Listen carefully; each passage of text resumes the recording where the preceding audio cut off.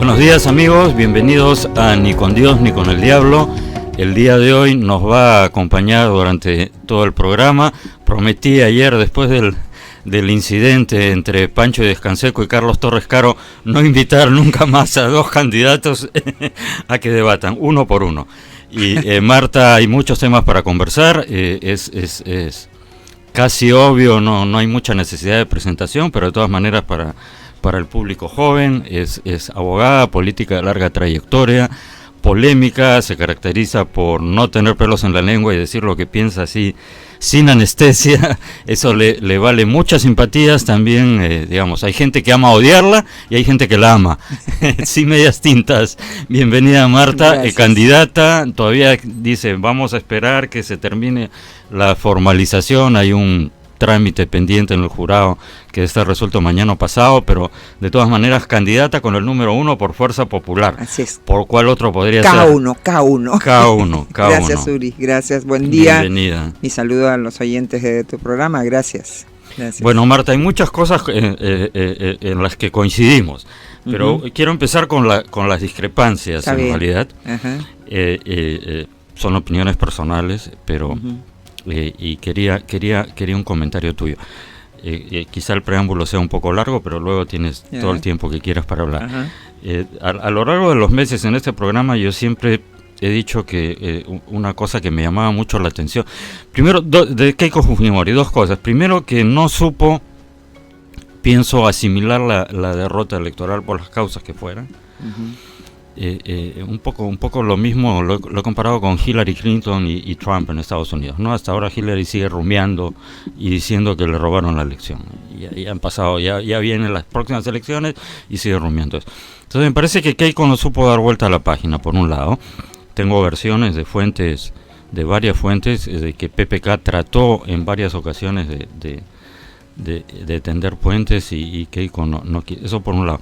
Y por otro lado, la gran pregunta que me hacía siempre es ¿por qué, teniendo una mayoría de 73 congresistas, Fuerza Popular no hizo las reformas de segundo piso? Me refiero a las reformas liberales, las reformas de mercado, porque quiero seguir asumiendo, y tú me vas a dar tu punto de vista, que Fuerza Popular es un partido de derecha popular que no se avergüenza de decir que es de derecha, y en consecuencia propugna una economía de mercado, y una economía de mercado está a años luz de distancia del capitalismo de amigotes, del mercantilismo. Y entonces, no sé, la verdad que cuando uno se entera de que grandes corporaciones como el BCP, que en fin, Dionisio Romero, Gloria, le aportaron dinero contante y sonante además a la campaña electoral, y yo me pregunto si la respuesta a esa interrogante que he venido haciendo al aire durante mucho tiempo, de por qué no se hicieron las reformas, es porque recibió dinero para no hacerlas. Es decir, o sea, no es que fue y le dijo, ¿sabes qué? No quiero que hagas, pero obviamente, ¿no? Entonces, porque en el Perú, y también quisiera tu opinión sobre eso, lo que hay es una isla de economía de mercado en medio de un océano de mercantilismo y un montón de barreras de acceso. Trata de importar medicamentos, trata de poner un banco, o sea, hay sectores donde hay un montón de barreras de acceso. Eso no es mercado. Y además le da mal nombre a la economía de mercado, Marta, y permite que la izquierda, que quiere destruir el modelo, tenga pues argumentos. En fin, larguísimo preámbulo, un montón de temas. Sí. Tienes todo el tiempo del mundo para contestarlo. Sí, gracias, Uri. Bueno, comencemos por lo primero, porque sí, se ha dicho mucho respecto a que Keiko no aceptó su derrota. Pero lo que Keiko no podía aceptar, y yo misma, es que sea una derrota en mala leche, ¿no? Un fraude, para mí fue un fraude. Y poco a poco se está comprobando eso, porque así como en Bolivia sucedió el apagón electoral y el que iba segundo resultó primero, o por lo menos el que iba sin los votos necesarios para quedar en una única vuelta y debía pasar una segunda, resultó que un ganador absoluto. Pues aquí inclusive tuvimos un jefe de la OMPE que anunció la victoria de Keiko Fujimori, no debemos olvidarlo, ¿no? Y después se tuvo que enmendar, y resulta es evidente que se han cambiado los votos, es evidente que se frustró la participación de bolsones, de electores que se creían y se sabían eran favorables a Keiko Fujimori en el Braem, la población del Braem, la población de la familia policial y los policías. Se les impidió en la segunda vuelta ir a votar, se les dio orden de inamovilidad, incluso algunos fueron trasladados de Lima a Cañete, a Huacho, para que no puedan hacer el turno que sí hicieron en primera vuelta y poder votar. En el exterior, que era Keiko arrasó, en el exterior cambiaron los lugares de votación bajo el argumento, yo tengo el documento así, tal cual, de Relaciones Exteriores, porque les pedí explicación, no habían concertado los acuerdos para los locales de segunda votación cuando era evidente que podía haber, era casi un hecho que iba a haber segunda vuelta. Entonces la gente fue a votar y se encontró con que el local de votación no era ese, sino kilómetros más allá, y la gente simplemente no fue a votar. Entonces, varias de esas cosas. Ahora, nunca Keiko dejó que esa molestia, porque indudablemente fue una molestia, una frustración, y no hay que arriar las banderas. Cuando algo es indecente, cuando algo es inmoral, hay que seguirlo sosteniendo, uno no puede transar con eso. Keiko, sin embargo, porque ella ha dirigido la bancada permanentemente. Cuando yo he sido congresista en el periodo anterior, las reuniones de la bancada eran con la presencia de Keiko Fujimori, lo cual revela que Keiko es una persona comprometida y trabajadora, por más que algunos quieran decir que dónde trabajó ni nada. Es una política que se dedica a 100% a su trabajo de conducción, de lideresa política. Pues bien, esa bancada le dio el voto de confianza al nuevo gabinete y a todos los votos, todos los gabinetes.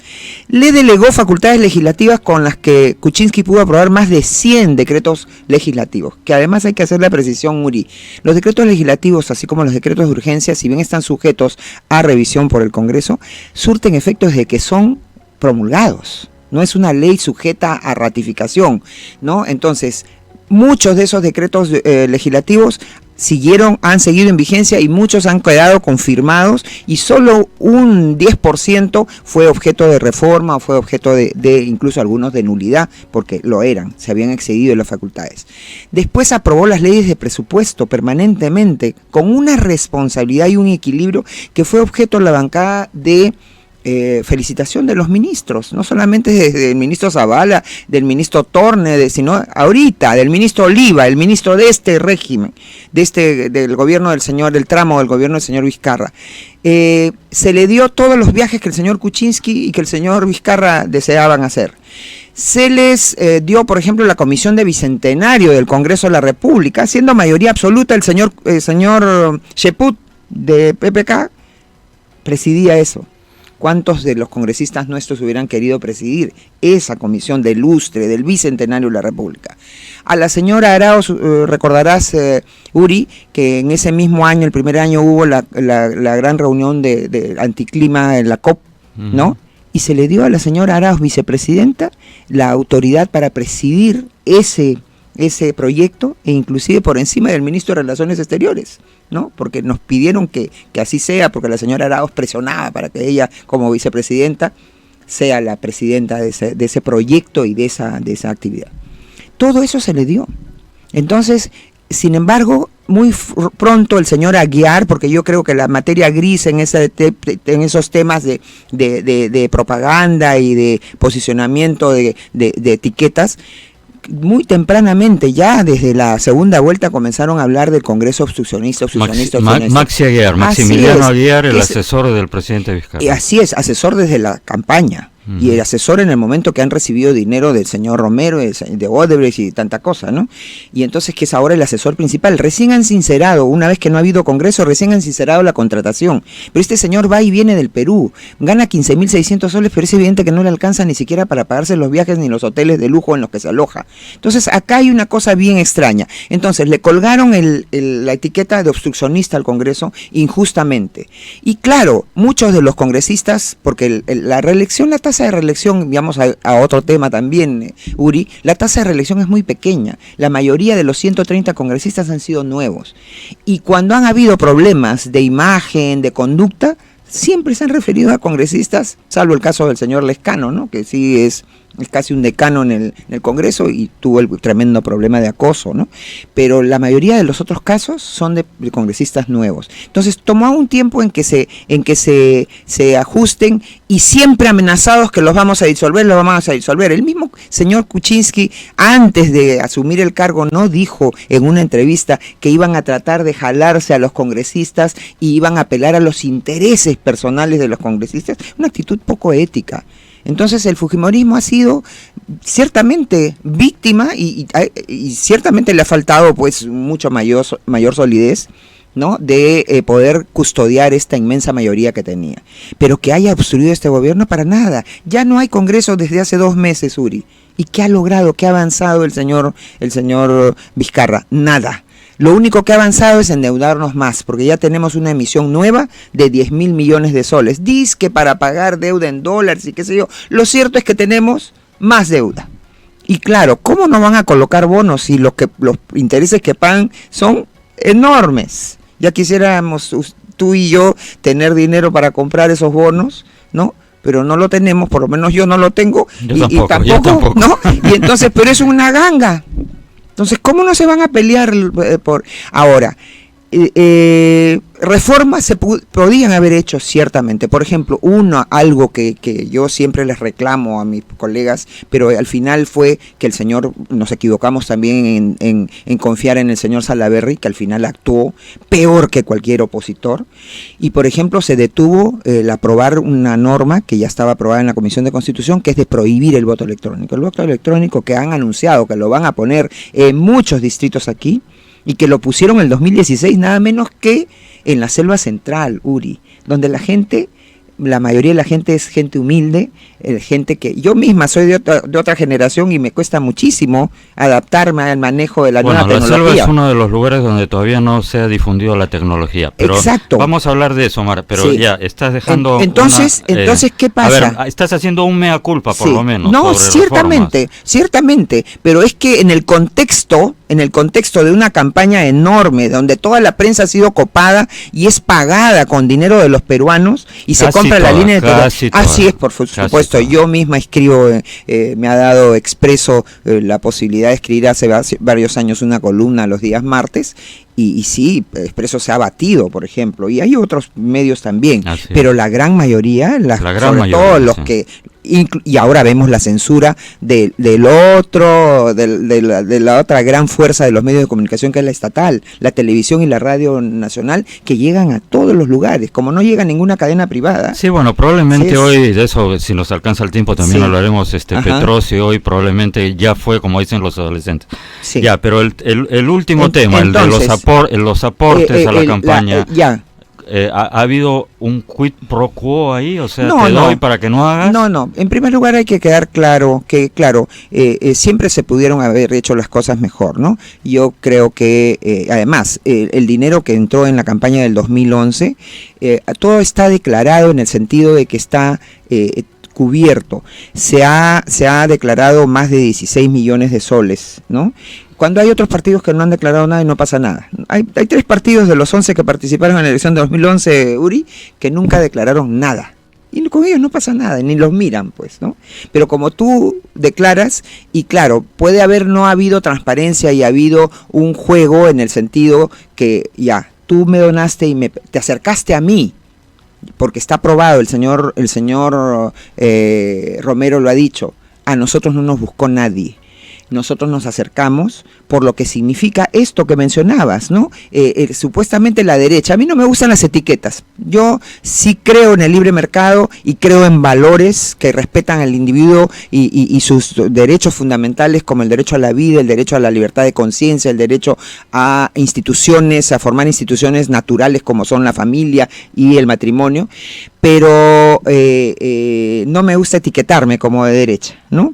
Pero hay los empresarios que no existirían si no hay, que no existen empresarios pues en los regímenes comunistas ni socialistas. Entonces el empresariado pequeño, micro, mediano, grande, solo existen en un contexto, en un sistema, en un modelo de iniciativa privada. Cuando son sustituidos, como los hizo aquí en el gobierno del militar, y lamentablemente el señor Belaúnde en su segundo gobierno no neutralizó eso, y quedó hasta en el gobierno del señor Alan García. Claro, no privatizó Belaúnde, no privatizó las empresas estatales. Sustituyen a los privados y compiten, peor aún, compiten deslealmente con ellos. Entonces, ¿qué tienes? La obligación de cerrar el mercado para que solamente puedas comprar lo que algunos empresarios mercantilistas, que sí hacen de las suyas en un gobierno socialista, porque existen algunas empresas, muchas veces vinculadas a la burocracia, ¿no?, estatal, y entonces existen. Pero yo creo en el libre mercado y defendemos, es más, la Constitución de 1993, que es a la que hay que defender en este proceso. En este proceso, estos años 5 meses del nuevo Congreso, Uri, se puede destruir todo lo que está ahí, no solamente como modelo económico. Sí, de eso vamos a hablar, sí. Efectivamente, la batalla, esto lo hemos conversado sí. Aquí en el programa, y Ajá. me adhiero a lo que dijo Enrique Gersi y otros desde el comienzo. Uh-huh. El futuro del Perú se juega en el 2020 sí, y no en el 2021, exacto, de eso vamos a hablar. Tal cual. Pero para cerrar el tema sí, ya, entonces, ciertamente no ha habido tiempo y ha habido un hostigamiento hacia el Congreso, y ciertamente ha habido cierta inexperiencia de nuestros congresistas para poder levantar la voz y arremeter, porque en realidad cuando uno tiene poder, cuando uno tiene la mayoría en un Congreso, ha debido aplicar esa mayoría, ¿no? Pero justamente comenzaron a castigar, a crear el prejuicio, ¿no? No hay que ser convocantes, hay que darle gusto a todos, es como decir el consenso, ¿no? 1 más 1 es 2,5, ¿no? Para que todos queden contentos. Eso. Bueno, y ahí tenemos los resultados, sí, ¿no? Exacto. El referéndum del año 2018, Uri, para mí es una muestra de esa imposición, porque el Congreso estaba cumpliendo el trámite de aprobación de reformas constitucionales. Cualquiera sea el contenido, podemos estar de acuerdo o no con el contenido, pero el hecho de haber interrumpido que el señor Salaverry quitara al Congreso las normas en medio camino, porque se había aprobado por primera votación con más de 66 votos, y lo manda a referéndum, pese a que 3 de las 4 normas habían sido aprobadas con más de 2/3 de los votos. Es decir, podía anticiparse que en una siguiente legislatura ordinaria esas tres leyes consiguieran una confirmación con más de 2/3, lo cual nos hubiera ahorrado el referéndum. Y todo lo que significó la cancioncita sí, no. Y yo les pregunto a mis alumnos, Uri, ¿ustedes han participado en el referéndum? Sí. ¿Y saben por lo que votaron? Unánime que no. No, sí, me consta, sí. Todo claro, sí, no, pero luego le preguntabas por qué sí aquí, por qué no acá, ¿no? Y nadie por último ni sabían a qué correspondía el sí, ni a qué correspondía el no, pero nada. Bueno, pero tuvo efecto la cancioncita, claro. Tuvo efecto la campaña. ¿Por qué? Porque dominan el espectro mediático, Uri. Tienen como tú decías, creo que tienen la escopeta y la billetera. Y la espada, la billetera. Así es. Claro, a diferencia del 92, digamos, ahí el expresidente Fujimori... Teníamos la espada, pero no teníamos la billetera. Pero fue menos sutil, ¿no? Ahora fue 2.0, impecable, claro. Solo una foto con los altos mandos militares, sí. Nadie en las calles, o sea, fue... Sí. Fue un contraste con el 92 en ese sentido. Bueno, hablemos un poco del presente y del futuro. Ajá. Sobre el presente, ya está disuelto el Congreso, ya a estas alturas... Disuelto de facto, Uri, déjame hacer una acotación, porque esa es una violación constitucional clarísima. Un acto en solitario del presidente de la República. Él dice, y lo ha reafirmado, él tomó en solitario la decisión. No ha tenido Consejo de Ministros de ese momento que lo apoyara. Y la Constitución muy claro lo dice en el artículo 120 de la Constitución. Son nulos de pleno derecho los actos del presidente que no cuentan con refrendación ministerial. Lo que ha hecho el señor Ceballos es cambiar su condición de ser ministro de Justicia por el de ser presidente del Consejo de Ministros, a cambio de firmar a posteriori, póstumamente, 5 horas después, esa post factum, como dicen. Post factum, así Post es, factum. eso no vale, y eso Ya, en su pero momento Marta, tendrá ese que es ser el mundo sí, real, ese es el mundo ideal, digo, constitucional. constitucional, que vivimos debe una respetarse, realidad política ya. que han aceptado todos los partidos políticos del momento. No, Que participas cuidado, en las elecciones. cuidado, Estás Uri, aceptando cuidado, estás participo aceptando la bajo realidad protesta, fáctica. Pero estás participando, pues, porque es que, lo otro sería cometer el mismo error que cometió la oposición en Venezuela, que por purismo no participó en las elecciones y dejó todo el poder a Chávez. Así es, totalmente, de 131 curules, Chávez obtuvo 121, y las otras restantes eran reservadas a la población indígena. Eso no, pero eso no significa que nosotros reconozcamos la legitimidad. Bajo protesta. Bajo protesta y por una cuestión de principio, para defender lo que este señor Vizcarra volver al estado quiere y enmendar las cosas y para evitar los daños. Así es, nada más. Te pregunto, ¿alguien hace todo lo que hizo el presidente Vizcarra para quedarse un año y pico más?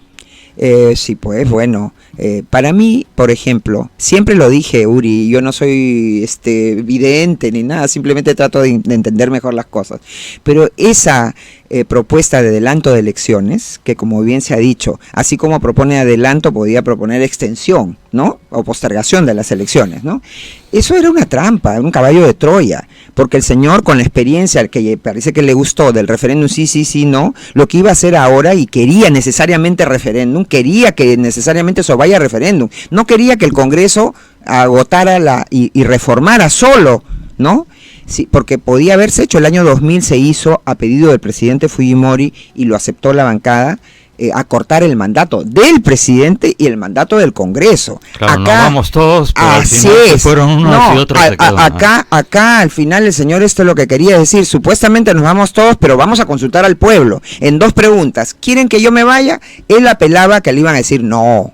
¿Quieren que se vaya el Congreso? Sí. ¿Y cuál era la trampita? Que él quiere un Congreso sumiso, al que lo amenace que te voy a disolver, para que le apruebe la reforma constitucional que interprete que él puede postular 5 años más. Eso es evidente, era el caballo de Troya, y la gente parece como que, y los supuestos analistas y editólogos, no sé si se les puede llamar así, editorialistas, ¿no?, de los medios, bien, gracias. Los abogados, a los cuales yo digo, han metido presos a prestigiosos abogados sin ninguna razón, no dijeron tampoco nada. Entonces hay que cumplir eso, creo que tú me puedes decir mejor, porque yo una vez visité el Museo del Holocausto en Nueva York, en Washington, perdón, y ahí había un post que decía, ¿no? Vinieron primero por los... Claro, que se lo atribuyen a Brecht, pero es del pastor Niemöller, creo, que además estuvo preso por... Claro. Así, cuando vinieron por mí era demasiado tarde. Así es, era demasiado... Claro, primero vinieron por los comunistas... Judíos, pero yo no era por los comunistas, yo no era comunista, no dije nada de los judíos. Y cuando vinieron por mí no había nadie que pudiera protestar. A eso es a lo que juegan, Uri. Como la táctica del salami. Sí. Ya, ahora, entonces, pasamos al tema de...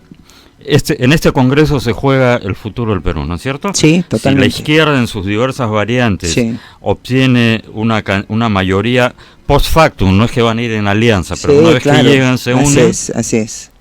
En 2 legislaturas ordinarias, sin necesidad de una constituyente, podrían cambiar toda la Constitución y toda la Constitución, o lo que quisieran, ¿no? Así es, y meternos este supuesto modernismo del siglo XXI, la ideología de género, el reducir a nada la vida del concebido.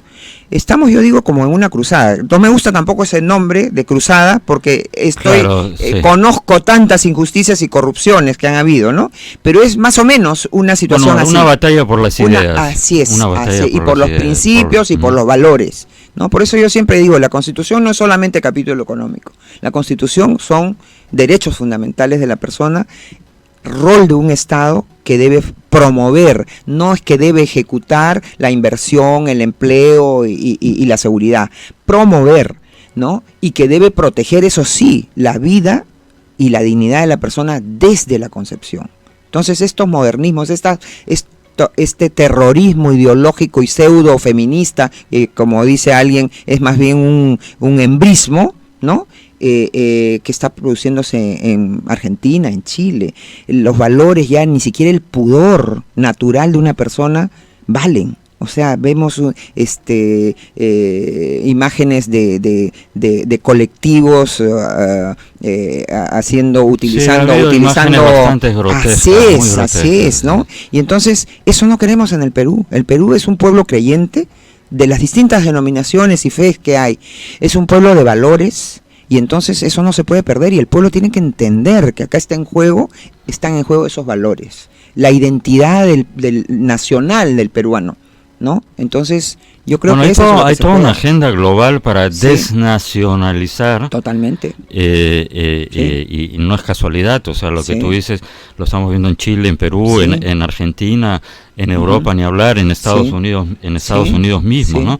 Todo este tema de la ideología de género, el tema del transgénero, claro, que es ya, digamos, la versión extrema de porque por último, digamos, el tema de la homosexualidad, digamos, si uno es un tema de afinidad, pero es un varón que admite que tiene afinidad por otro varón, o una mujer que admite que tiene afinidad sexual con otra mujer. Yo no entiendo qué hace ese movimiento aliado con el transgénero, que es una reversión total de cualquier principio elemental biológico. Es más, que están tratando de inculcar en Estados Unidos. Con este concepto han inventado el concepto de la disforia, y entonces hay niños de 3 o 4 años que dicen que es natural a veces que un niño tenga dudas sobre su sexualidad, pero entonces eso lo convierten y los llevan a médicos que ya están, digamos, con el chip en la cabeza, y empiezan a inyectarle hormonas y todo para cambiarle, y es un niño. O sea, esa gente esos movimientos deberían ser enjuiciados por abuso sexual infantil. Y crímenes de lesa humanidad. Esos son verdaderamente crímenes de lesa humanidad, porque hay toda una maquinaria detrás. Y eso que nadie, y nos colocan también, así como al Congreso de Obstruccionistas, nos colocan a quienes pensamos distinto la etiqueta de que somos homofóbicos, de que somos bueno, ¿no? Las palabras, la izquierda ese es uno de mis temas favoritos, ¿no? Ajá. La izquierda se ha apropiado del concepto, el lenguaje. Orwell advertía, ten cuidado porque las palabras son poderosas, ¿no? Exacto. Y incluso si lo ves desde un punto de vista religioso, ¿no? En la Biblia está. Un religioso, Dios creó el mundo con la palabra y el mundo se mantiene porque Dios no ha retirado la palabra. Claro. Si Dios retirase su palabra, hágase la luz, el universo colapsa. Eso es lo que dicen los creyentes. Sí. Pero digamos, desde un punto de vista político y semántico, la izquierda lo entiende perfectamente. Es decir, cárceles del pueblo, las mazmorras inmundas donde secuestraban gente bajo tierra, agujeros inmundos. Y las mataban en vida. Cárceles del pueblo. Sí. A los terroristas le dicen militantes. Sí. Juicio popular, a los juicios previos a las masacres. Así es. Conflicto armado interno, exacto, ¿no es cierto? Exacto. Distribución de responsabilidad. 55% de la fuerza. Rafael Rey estuvo aquí en el programa y yo lo recordaba, tiene una explicación maravillosa a todo este tema de la CBR. Rafael dice, si un ladrón entra a un banco y toma rehenes y a uno de ellos lo tiene apresado y con una pistola en la sien, y entra un policía al banco a rescatar a los clientes y en el intercambio de disparos lamentablemente muere uno de los rehenes, no se puede decir que el 50% de las víctimas corresponde al ladrón y el 50% al policía, no, el 100% corresponde al ladrón, exacto, en primer y único lugar porque decidió entrar al banco a asaltar. Exacto, eso es lo mismo que yo sostengo. Todas las víctimas del terrorismo, que han habido víctimas inocentes, deben cargárselas al terrorismo que comenzó el ataque. 25.000 muertos, además no 85.000. Exacto. Usaron un método que era para calcular el número de peces en un estanque. Exacto, sí. Pero bueno, pero las palabras, interrupción voluntaria del embarazo para el aborto. Exacto. Entonces, claro. No, dicen, el aborto es un tema de salud pública. ¿Qué salud puede hablarse matando a un ser humano inocente además? Estamos defendiendo la vida y con la interrupción del embarazo. Bueno, pero que no es interrupción porque no vuelve otra vez a tomarse, ¿no? Entonces, pero digamos, el uso de las palabras, entonces claro, incluso en el tema del clima, ¿no? Por ejemplo, todo este tema, yo he hablado, es cierto que hay un problema en el clima, pero lo han convertido en una religión de fanáticos para justificar el ataque a la economía de mercado, ¿no? Usan esta niña, Greta Thunberg, que la hacen viajar y entonces sale y dice, el planeta está colapsando, en Estados Unidos una candidata ha dicho, el mundo se acaba en 12 años, y entonces si tú dices, bueno, pero las cosas no son así, o sea, Al Gore escribió hace 20 años un libro, Y según la predicción de Al Gore, ahorita habría cucarachas gigantes y sí. Nueva York estaría inundada y las cosas no son así. Y además en cada una de estas conferencias de sí. climáticas, gastan todas cuánta, las estrellas de Hollywood sí, viajan sí. en sus aviones Así privados es. y si tú dices eso, eres un negacionista. Claro. Negacionista. Sí. Encima en Estados Unidos, yo recuerdo porque suelo ir, porque un hermano mío vive allá, Al Gore lo denunciaron porque su casa, su tremenda residencia, gastaba en electricidad. Sí, lo que gasta, el triple lo que gasta una familia promedio. Es la hipocresía, el doble rasero. Y la esquizofrenia moral, ¿no? Porque es una esquizofrenia moral, ¿no? Digo una cosa por acá y por otro lado tengo otro personaje que dice todo y hace todo lo contrario. Ahora, ¿no crees que, pongo una pregunta en el aire y nos vamos a un pequeño corte y regresamos? ¿No es también culpa de los sectores liberales o de derecha que se avergüenzan de decir que no se le ha cedido el terreno, así como tú has dicho en el Congreso, bueno, por la corrección, se le ha cedido el terreno en todos los aspectos a la corrección política? Hago esta pregunta, nos vamos a una breve pausa y regresamos con Marta Chávez en Ni con Dios ni con el Diablo. Gracias.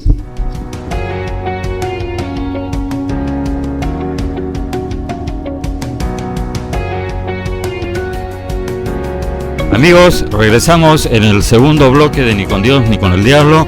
Nos acompaña Marta Chávez. Antes del breve corte habíamos dejado una pregunta en el aire, Marta, sí. para retomar. ¿No es culpa también del otro sector que no da la batalla por las ideas, que le ha cedido todo el terreno a la corrección política en todos los aspectos? Gramsci lo decía, ¿no es cierto? Tú lo sabes. Yo lo menciono aquí, sí. el teórico italiano del siglo XX, que entendió mucho mejor que Lenin el poder, el asalto leninista al poder por fuera, no, captura al mundo de las ideas, captura el mundo de la academia, captura el mundo de los superestructura. Medios, claro, y el poder caerá como fruta madura. Gramsci viviría feliz en el Perú, ¿no es cierto? Claro. Bueno, voy a intentar responder esa pregunta colgándome del título de tu programa y voy a acudir a intentar responder. Es que los hijos de las tinieblas son más activos que los hijos de la luz, yo creo. Entonces, ciertamente, mientras las personas están ocupadas en resolver los problemas, en construir, es muy fácil destruir. Tú puedes armar un edificio y te vas a demorar 1 año, 2 años. Y vas a necesitar muchos recursos, mucha dedicación. Pero puede venir un desalmado, le pone un coche bomba y en 1 segundo ese edificio que te costó construir 5 años o 2 o 3, se destruye. Eso es tal cual. O sea, los que quieren destruir, por eso yo creo que estas elecciones, tenía razón alguien que me decía, Marta, esta es una elección donde los pro sistema, sin que eso quiera decir endiosar al sistema, porque tiene que ser también corregido. Pero se necesita más mercado, no menos mercado. Así es, entonces, y los antisistemas, o sea, los que quieren destruir. Lo que vemos, ¿no? Yo soy muy tuitera y entonces me ando informando por ahí y, por ejemplo, alguien decía, ¿no? Esta gente, que los que hablan ahora con lo que, y ha venido la moda acá, el violador es el Estado, ¿no? El violador es el Estado y sin embargo quieren más Estado, ¿no? O sea, que tal contradicción, ¿no? Quieren más Estado, no quieren iniciativa privada y por eso la destruyen. En Chile es una barbaridad lo que ha sucedido y es lamentable que el presidente Piñera, no sé por qué razón, no la intuyo, pero se ha puesto él mismo como rehén de ese falso modernismo. Es que una vez ¿no? que empiezas a ceder, sí, pues terminas. La izquierda sí, pues. Son como los tiburones, una vez que olieron sangre, pues. olvídate. Y Piñera ha salido a pedir perdón, en fin, una serie de errores garrafales y ahora ya está metido en una trampa de la constituyente, con el mismo argumento aquí, ¿no? La constitución del dictador Fujimori hay que cambiarla, la constitución del dictador Pinochet hay que cambiarla. Pero no se enteraron, Uri, y yo estudio Derecho Constitucional, de las 12 constituciones que ha tenido el Perú, 11 son producto de una época de golpe de Estado, ¿no? Y la más breve quizás ha sido la del presidente Fujimori, que además había sido elegido él por voto popular y duró, su supuesto gobierno de facto duró 6 meses apenas. En cambio, la Constitución del 79, cuyas elecciones se realizaron cuando la prensa toda estaba capturada por el gobierno militar, fue el gobierno militar que nadie había elegido, duró 12 años, ¿no? Y entonces algunos quieren incluso querían regresar a la Constitución del 79 como el señor Humala, ¿no? Pero que no estudian, no leen, y entonces hablan tonterías, todas. 11 de las 12 constituciones del Perú han sido producto de una situación, por lo menos, benévolamente diríamos, de una situación extraconstitucional o fuera de la Constitución. Quedaría para todo un programa, Marta, creo, el complejo adánico. Estados Unidos tiene la misma Constitución con algunas enmiendas. El Reino Unido la tiene siglos y hace enmiendas, ¿no es cierto? Claro. Y acá tenemos la manía adánica, todo empieza de nuevo, y así estamos. Pero en fin, cerrando el paréntesis. Pero a ver, Marta, para usar tu ejemplo de la luz y oscuridad, en términos incluso de física y en términos teológicos, si quieres, la oscuridad no existe, simplemente es la ausencia de luz. Exacto. Así ahí donde llega entonces, si la oscuridad impera, hay mucha responsabilidad de la luz por ejemplo, yo siempre menciono en ese programa, Dionisio Romero Papá, en la única entrevista que dio al diario El Comercio, fue además titular de portada antes de cederle, digamos, la posta a su hijo. Dice, yo soy de centro izquierda.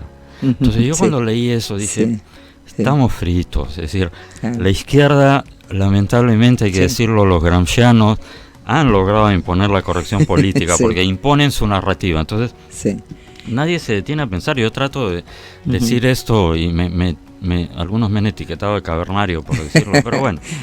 Pero a ver, la izquierda durante 100 años lo único que ha producido son cientos de millones de muertos. Así es. Y miseria generalizada, ¿no? Entonces, dices, la izquierda ama tanto a los pobres que los crea por millones, ¿no? Entonces yo siempre cito acá una frase de Reagan, que era también una persona muy denostada y era brillante. Y Reagan decía, comunista es alguien que leyó a Marx, anticomunista es alguien que entendió a Marx. Exacto.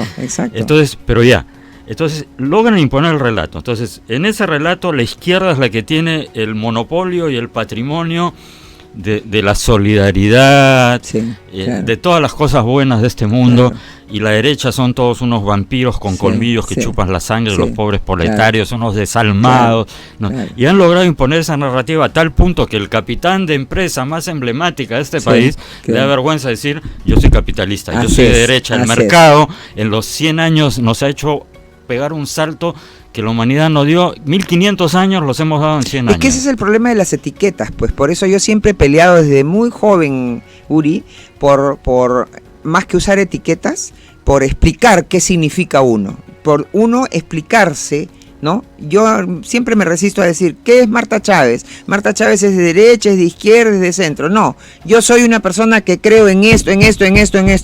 Ahora, si para ti eso es ser de derecha, si para ti eso es ser liberal, si para ti eso es ser retrógrado, si para ti eso es ser conservador, pues no me interesa, pero yo te explico lo que soy.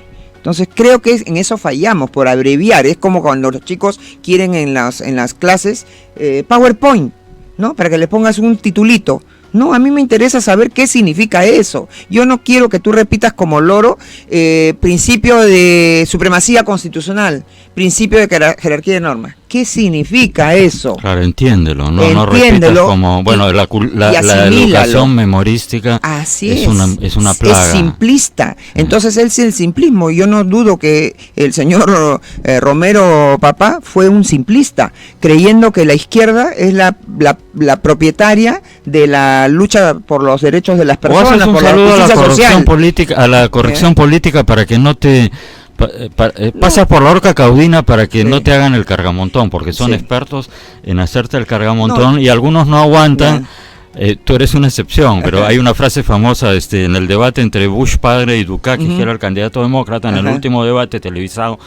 Dukakis se queja de los ataques y Bush padre le dice, mira, si no aguantas el calor, sal de la cocina. Sí, claro. O sea, si te metes en política tienes que tener piel de rinoceronte o de elefante para aguantar. Es parte del... Viene con el cargo, ¿no es cierto? Exacto, es verdad. Ahora, yo pensando mejor, digo, más benévolamente, digo, el señor Romero se equivocó y creyó que quería explicar en una palabrita que su empresa tenía responsabilidad social, tenía responsabilidad con los trabajadores, etcétera, ¿no? Quiso explicar así y claro, como tú dices bien, la izquierda se apropió, pues. Se ha apropiado de los derechos humanos, se ha apropiado de la ecología, se ha apropiado del progreso y entonces, claro, lo hemos dejado. Pero yo digo, para nuestro beneficio, mientras tú estás trabajando, mientras tú estás quemándote las pestañas en cómo ordenar las cosas, cómo hacer, hay otros que se dedican solamente a destruir y a cómo penetrar.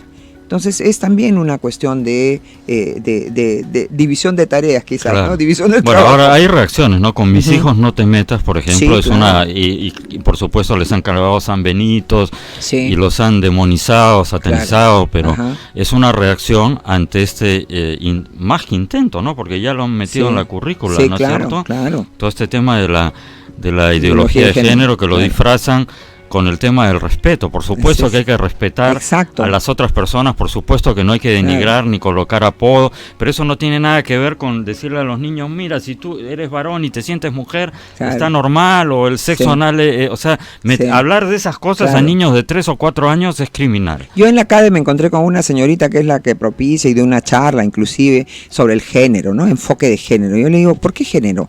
En el idioma castellano no existe género, las personas no tenemos géneros, tenemos sexo. Y en el inglés, gender es sinónimo de sexo. O sea, es una mala aplicación del término género. ¿Por qué? Porque tiene su trampita, pues. Te permite decir que no importa la división biológica tan simple entre hombre y mujer, y quieren meterle el tema de lo que hablábamos, ¿no? Hay 170 géneros ahora, y además son tan mutables y tan inestables que hoy día yo puedo sentirme mujer y mañana me siento hombre. Hoy día me siento anciana y mañana me siento niño. Y mañana, como me siento niño, quiero ir a un nido y quiero interactuar con niñitos. No sé si en Australia, no recuerdo en qué país, una persona demostró el punto, fue al organismo encargado de dar las licencias de conducir. Esta persona tiene 60 años, dice, bueno, mire, ¿sabe qué? Yo quiero sacar una nueva licencia de conducir y quiero que diga que yo nací en tal año y que tengo 30 años. Claro, porque me siento así, exacto. Entonces, ¿por qué? Porque me siento así. Entonces, bueno, fue con alguien que lo filmó y todo, dice, señor, no se puede. Entonces luego demuestra el absurdo. Así es. Es un absurdo, o sea, yo me siento, pero no. Yo nací en tal año, biológicamente tengo tal edad, es decir, la cuestión subjetiva. Claro. Pero efectivamente, ya no hay un tema. Estaba revisando ayer, en Estados Unidos hay un comentarista, es un activista el libertario, Ben Shapiro se llama, que va a los campus y se enfrenta sin guardaespaldas ni nada a los jóvenes que están, tú ves, están con el cerebro absolutamente lavado por la izquierda liberal. Y lo invitaron a un programa de televisión donde estaba esta Kathleen Jenner, que era el padre de las Jenner, y estaba a su costado, ¿no?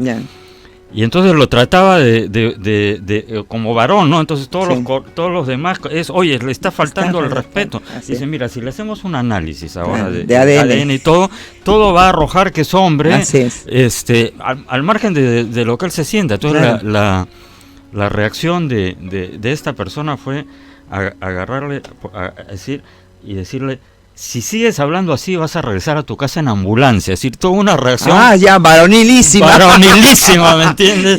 Varonilísima, con lo cual él demostró el punto, ¿no es cierto? Claro, es cierto. Y eso que hay que dejar en claro, nada autoriza a discriminar a las personas, nada. No, por supuesto que no. Entonces, porque quieren hacer el reverso, ¿no? Entonces, como tú no quieres caer en ese juego del indeterminismo, del caos, de la confusión, entonces te dicen, pues, tú eres contrario, tú discriminas, tú odias, tú, etcétera. No, está bien, pero lo que pasa es que es una minoría 0,0 que quieren imponer todo a la mayoría. En Air Canada, por ejemplo, ya no dicen señoras y señores, ahora usan un término neutral para no ofender es alucinante, pero en fin. Como dicen ellas, ¿no?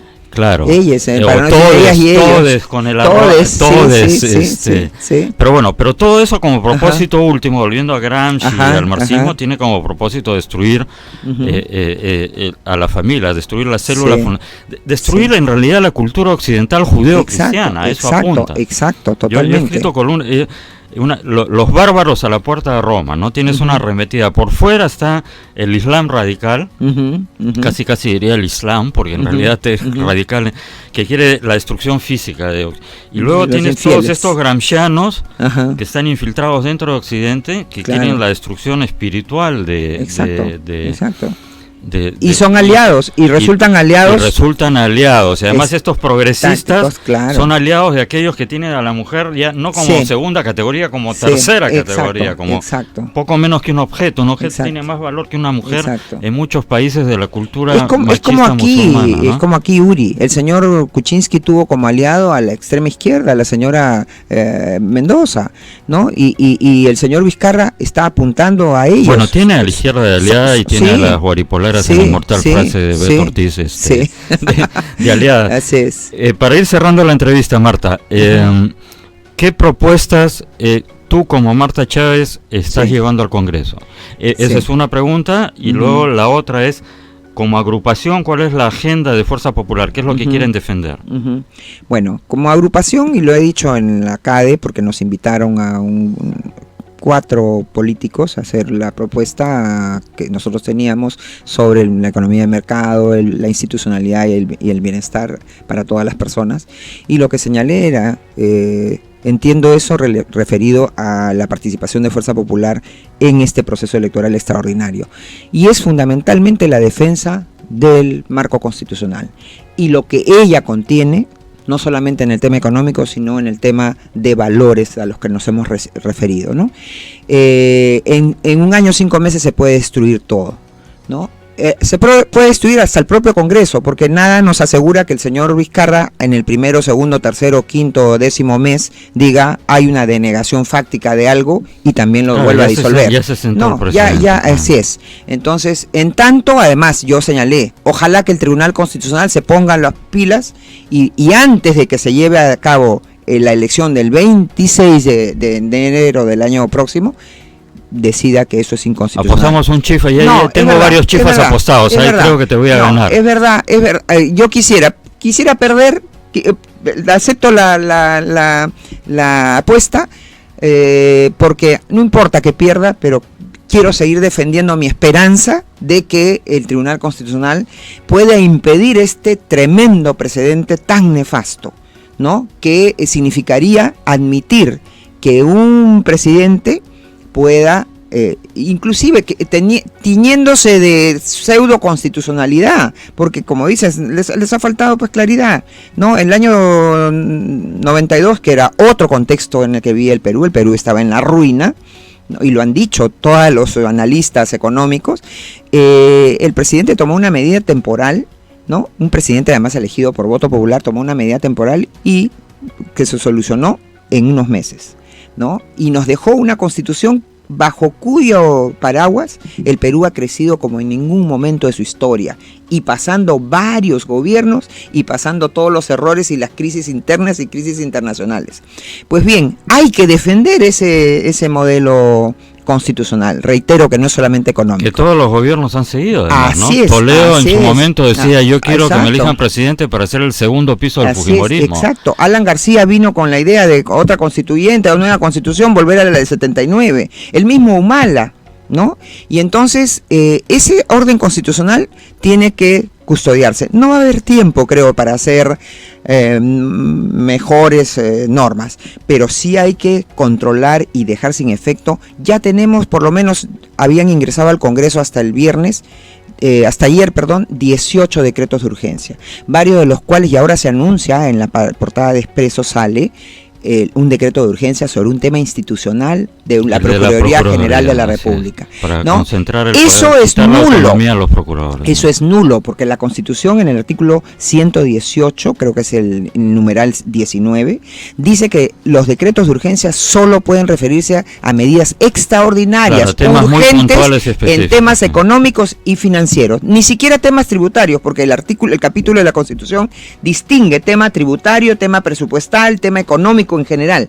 Aquí solamente se habla, se permite tema financiero, y económico extraordinario. Por ejemplo, que tengamos una devaluación estrepitosa, que tengamos una catástrofe, ¿no? Y haya necesidad de tomar alguna medida económica, financiera que proteja al país. Pero eso de querer diseñar una Contraloría, una Procuraduría General que solamente puede acusar ella, nombrada por el señor Vizcarra, y que solamente ella puede acusar al señor Vizcarra, esa es una necedad y es una característica de un gobierno totalitario, de una dictadura plena, bueno, se pura van y dura. copando todos los espacios, Exacto, ¿no es cierto? exacto. Lo que ha pasado con Hugo Coya, a puertas del proceso electoral. Entonces, una de las principales funciones del nuevo Congreso va a ser fiscalizar, ¿no es cierto? Y controlar la facultad legislativa, que hoy no puede ejercer el poder legislativo. Y eventualmente derogarse. Anular, derogar, ¿no? Así es, ¿no? Segundo, fiscalizar esto de las emisiones de nuevos bonos, el endeudamiento. ¿Qué banco, qué agente colocador de esos bonos se ha ganado ya la comisión? ¿Y qué relación tiene? Esto que está pasando con el señor Villanueva, ¿no? Que ha sido detenido no por sus vínculos con Odebrecht, con los cuales tiene también el señor, ha sido detenido por tráfico de influencias, obstrucción flagrante de la justicia. Exacto, y tráfico de influencias que compromete el corazón mismo de ese equipo Lavallato, de esos fiscales tan favoritos de Vizcarra. Eso también tiene que ser fiscalizado. A este señor lo detuvieron solamente para que Vizcarra vaya a decir en el CADE, caiga quien caiga, y después ya lo soltaron. Le han encontrado 300.000 soles, entre ellos $70.000 en su despacho, a un fiscal de estos del equipo Lavallato. Obviamente tiene que ser producto de extorsión a las personas, que lo hemos venido denunciando y no desde ahora. La anticorrupción que se inició con el señor Toledo también extorsionaba a las personas y les decía, tú o pagas, o si no acusas a fulano, a sutano, a quien yo quiero que acuses, y quedas libre. Eso mismo, esa perversión está sucediendo bueno, se ha ahora. copiado, ayer Pancho Descanseco lo decía, y bueno, él lo decía de manera probatoria, ¿no? Ajá. Que han copiado el esquema que usó Moro en Brasil, de meter en prisión preventiva a un montón de gente para quebrarla, claro, y para que delate a otros, o para que pague coima. Y Pancho decía, bueno, me preguntaba a mí, ¿tú crees que de otra manera se hubieran logrado resultados? No sé, yo pienso que la prisión preventiva, yo creo que ha habido que es un exceso que solo debería ser en circunstancias especializadas, y yo soy un lego, los periodistas somos un océano de conocimiento con 1 milímetro de profundidad, pero ya lo ha dicho la Corte Suprema en un pleno mandatorio, ¿no? Que debería ser, y parece que en el caso de los árbitros ya tomaron en cuenta eso y lo parecería. Pero no lo tomaron en el caso de Keiko, por ejemplo, lo que te demuestra que incluso a los más altos niveles de la Corte Suprema hay una infiltración. No en vano el IDL y ciertas ONGs han estado trabajando 20 años con fiscales, con jueces, lavándoles la cabeza. Justicia viva y adoctrinando a toda una generación. Justa esa táctica gramsciana, ¿no? Sí, de penetración. Sí, bueno, exacto. Sí, bueno, ahí hay un tema y además queda en evidencia con esto de Villanueva, ¿no? Sí. Es el doble rasero, y Keiko quieren que anulen, que es la ignorancia es atrevida, ¿no? El procurador que le pide al Tribunal Constitucional que vuelva a votar, eso es una barbaridad. Sin duda ha perdido el juicio ese señor, porque ¿no? lo único que quedaría es que apelen ante un organismo internacional. Además, las instancias nacionales ya están agotadas, Uri, ¿no es cierto? Si uno lee la sentencia, encuentran, no tengo aquí la página, voy a tratar de identificarla, pero uno encuentra que en el voto de los 3 magistrados, de Blume, de Ferrero y de Sardón, está la conclusión: declarar fundado el habeas corpus por violación a la libertad de la señora Keiko Fujimori, y en otro punto ordenar su libertad. En el voto del señor Ramos, por distintos argumentos, él llega a la misma conclusión: declarar fundado el habeas corpus por violación a la libertad de la señora Keiko Fujimori y que se ordene su inmediata libertad. Sin embargo, vemos abogaditos. Claro, los considerandos son un tema de cada uno. Así es, por eso hay la idea del voto, la fundamentación del voto, ¿no? Y entonces, y vemos abogados pues que salen debajo de la manga, así como especialistas, y se pasean por todos los medios a hablar tonterías y engañar. Eso es una conducta poco ética, y el Colegio de Abogados, que lamentablemente también está dando unas muestras de terrible lo que pasa con las elecciones en el Colegio de Abogados. Sí, es un espectáculo, la verdad, lamentable. Sí, es verdad. Sí. Lo digo, acá están las páginas, ¿no? En la página 79 está el voto de los 3 magistrados. Y en la página, ¿dónde está el número de la página? No tengo acá. Ahorita no me apareció el número de la página acá, qué raro. Pero, es que no, es en la página 79 del voto de los 3 magistrados. Y en el voto, en la sustentación independiente del señor Ramos, aparece esta coincidencia: fundada la demanda por haberse vulnerado el derecho a la libertad de la señora Keiko Fujimori y disponer la inmediata libertad de la favorecida. Es en el voto del señor Ramos declarar fundada la demanda por haberse vulnerado el derecho a la libertad de la señora Keiko Fujimori, y en el punto 3, disponer la libertad de la favorecida. Entonces, ¿cómo quieren inventar? Y este señor Pérez, que no es un ignorante, es un malvado, es un perverso, y cuando las personas llegan a ser tan malvadas y tan perversas, han perdido la razón, porque las domina esa maldad, ¿no? Llega a decir, no hay 4 votos, solamente hay 3, y pide la nulidad. Ese exponer a la administración pública, gastar indebidamente los recursos del Estado, tiene que ser parado. Bueno, el procurador pide explicación y después termina pidiendo nulidad también, ¿no? Así es. Lo cual es un despropósito constitucional. Han perdido el juicio, están desesperados. Ahora, Marta, para cerrar con un tema casi... Yo he hablado aquí, pero... A ver, es obvio que hay hasta ahora una polarización en el país entre el fujimorismo y antifujimorismo, y eso ha decidido además el destino de muchas elecciones, y parecería de que esto va a continuar todavía. Entonces, el sistema y el antisistema, pues. Bueno, es así. Ahora, en el tema de Keiko, bueno, y del fujimorismo en general, digamos, la inquina, la tirria que le tiene ese sector, yo no encuentro ningún ejemplo, ningún precedente político similar. Entonces, lo único que en el Perú, lo único que se me ha ocurrido es compararlo con un ejemplo literario, el odio metafísico, casi metafísico, cuasi metafísico del capitán Ahab contra la ballena blanca, contra Moby Dick. ¿No es cierto? Le quiere clavar el arpón, como sea, no importa que se caiga, que se hunda la tripulación, el barco, el Pequot, así un odio metafísico, o sea, es una cosa... No hay manera de arreglarlo, no importa qué cosa se puede poner de cabeza.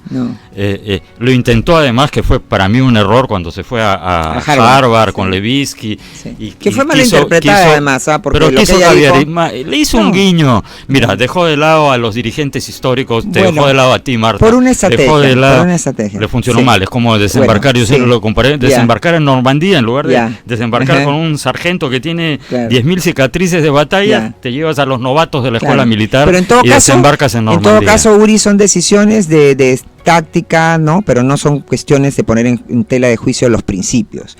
Ahora, sí, yo creo que el fujimorismo representa el único gobierno, por eso te preguntaba, en el Perú, es el único gobierno que ha sido exitoso en la historia republicana. Encontró un país destruido, en quiebra, acosado por la quiebra económica y acosado por el terrorismo. Paró el terrorismo, paró esa tendencia a la destrucción económica, le dio futuro al país, le dio un marco constitucional. Eso no lo ha logrado ningún gobierno en toda la historia del Perú, por lo tanto de ahí los odios. Es el sistema y el antisistema, pues eso es lo que explica el fujimorismo y el antifujimorismo. Bueno, pero entonces también les ha faltado pedagogía. Y con es cierto, porque la narrativa es, yo siempre digo, a ver, la narrativa que se ha impuesto, conversas con los jóvenes que no conocen, además, como decía la Biblia, llegó un faraón que no se acordaba de José, no saben, 2 millones% de hiperinflación, 2 o 3 coches bombas al día, parias en el sistema internacional, $0 en el de reserva, el conflicto permanente, por ejemplo, con el Ecuador, todo ese tipo de temas. Pero la narrativa que ha logrado imponer la izquierda es que Fujimori se dedicó las 24 horas del día durante 10 años a ver cómo robaba. O sea, tú preguntas y a asesinar gente. No, y además cuando les piden pruebas, No, dirían, y una otra bueno, se cita. pero la narrativa. Sí, es que nuevamente los hijos de las tinieblas son más activos que los hijos de la luz, mientras que los hijos de la luz están construyendo, los otros se interesan solo en destruir. Y es más fácil de destruir que construir. Bueno, Marta, terminamos Gracias. el programa. Un minuto Encantada. para que te dirijas al público. ¿Por qué deberían votar por ti, por Marta Chávez? Sí, bueno, por mi experiencia, porque tengo una propuesta clara, defender la Constitución, que es el marco que nos ha permitido y nos permitirá seguir desarrollando. No podemos dejar que los valores morales y los valores políticos de nuestro país, nuestra identidad nacional sea puesta en cuestión y sea destruida como se ha destruido Venezuela, como se quiere destruir Chile o Bolivia. Por esa razón. Muy bien, muchas gracias, Marta. Amigos, eso es todo por hoy en Ni con Dios ni con el Diablo. Regresamos mañana. Buenos días, gracias.